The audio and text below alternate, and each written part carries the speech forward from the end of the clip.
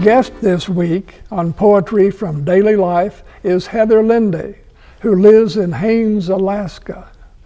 Alaska has a writer laureate rather than a poet laureate, and Heather, who has just finished a term as the state's writer laureate, is mostly a prose writer.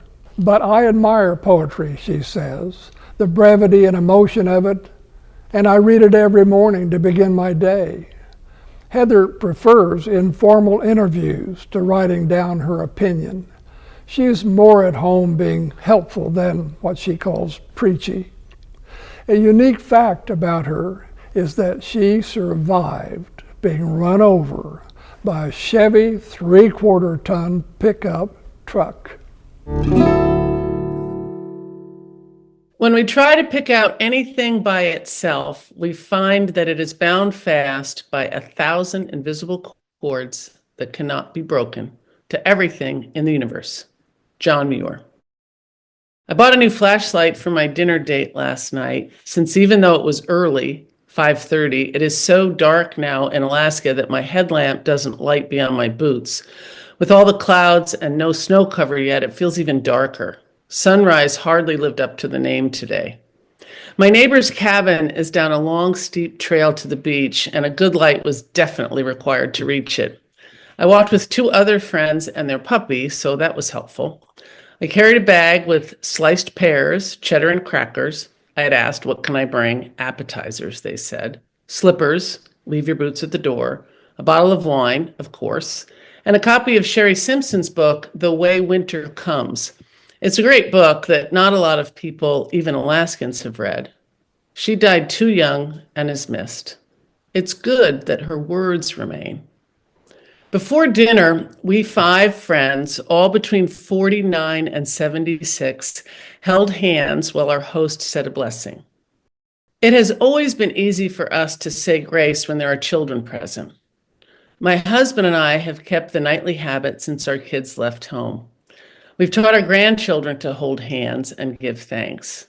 But with company, especially mixed faith or no faith company, how do you do it? Jesus said not to pray in public, that we should go into a room and close the door and talk to God in private. The blessing turned out to be a poem, Joy Harjo's Remember. Our host read the whole thing. It was such a brave and intimate action. His voice wavered a couple of times, and we squeezed hands tighter. It's hard to voice your heart, and yet something so good to do.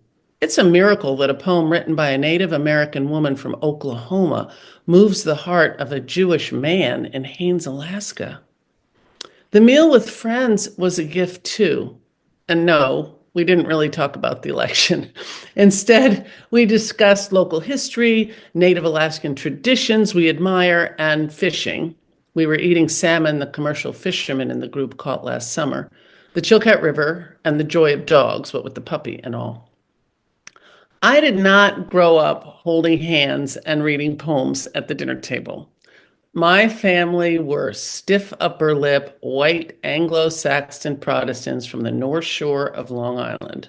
We never held hands when we said grace, and it was always the same. No free verse for us. But, oh, I am so happy that I can choose to pray with poetry now, and that I live among people who encourage such things. It's another way to do good in this world, like a smile from a stranger, like the tiny puff of a breeze from those butterfly wings that blows around the world, or the ripples from a stone dropped in the ocean, like John Muir's chords that bind us to everything in the universe and remind us to love one another. We are more alike than different. Remember, by Joy Harjo. Remember the sky that you were born under. Know each of the stars' stories. Remember the moon. Know who she is. Remember the sun's birth at dawn. That is the strongest point of time. Remember sundown and the giving away tonight. Remember your birth, how your mother struggled to give you form and breath. You are evidence of her life and her mother's and hers. Remember your father. He is your life also. Remember the earth whose skin you are: red earth, black earth, yellow earth, white earth, brown earth. We are earth. Remember the plants, trees, animal life, who all have their tribes, their families, their histories too. Talk to them, listen to them. They are alive poems. Remember the wind. Remember her voice. She knows the origins of the universe. Remember, you are all people, and all people are you. Remember, you are this universe, and this universe is you. Remember, all is in motion, is growing, is you. Remember, language comes from this. Remember the dance languages that life is. Remember.